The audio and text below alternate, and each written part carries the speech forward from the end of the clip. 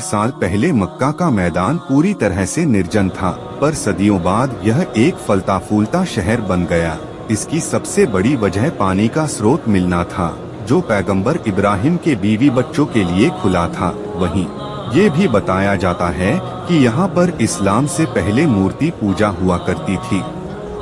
पैगंबर को हुआ था अल्लाह का आदेश। बीबीसी की रिपोर्ट के मुताबिक मक्का का इतिहास पैगंबर इब्राहिम और उनके परिवार से जुड़ा हुआ है, जो फलस्तीन से बिल्कुल निर्जन पड़े मक्का पहुंचा था।